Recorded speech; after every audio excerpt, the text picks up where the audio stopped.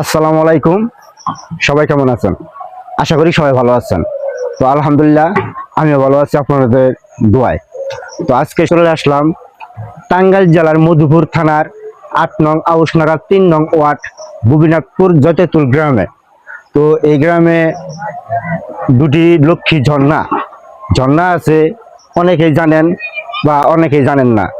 তো আজকে এই লক্ষ্মী ঝর্ণায় আমার এলাকার আমার কাকা একটি মিলাদ এবং দোয়ার আয়োজন করে হয়েছে। দোয়ার শেষে তার তবারকের ব্যবস্থা করা হয়েছিল, সেখানে মোটামুটি অনেক লোকজন এসেছিল।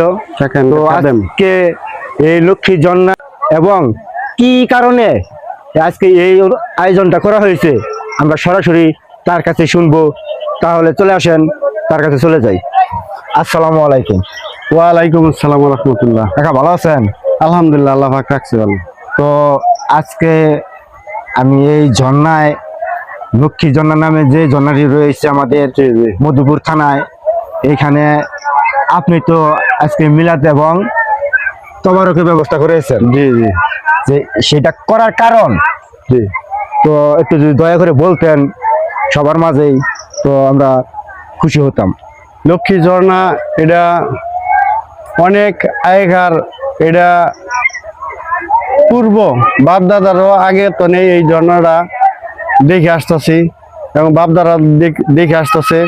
এই ঝর্ণার পানি নিয়ে অনেকেই খাইয়া উপকার পাইছে এবং কি আমি দোয়া করে দেই আল্লাহ রহমতে এই দোয়ার বরকত যার যে কোনো অসুখ সমস্যা কোনো মানত করলে ইনশাল্লাহ কাজ হয় তার ফলে।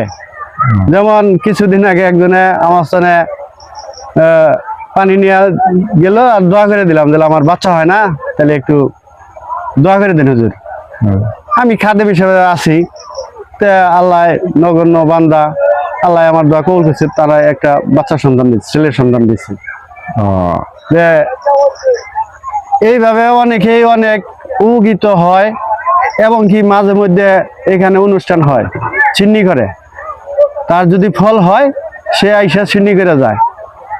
পানি এটা আপনি আপনি আসতেছে আল্লাহর তরফ তনে, আল্লাহর রহমতে এই পানি খাইয়েই অনেকেই উপকৃত হয় এবং যার যে নিয়ত হয় এই নিয়তটা পুরো হয়। এই তো তার মানে আসলে দর্শক, এই লক্ষ্মী ঝর্ণার পানি খেয়ে অনেকে মানত করে, অনেকের মনের আশা পূরণ হয়। জি জি তারা আসলে এইভাবে চিহ্নিত দেয়। ঠিক আছে, তো আপনি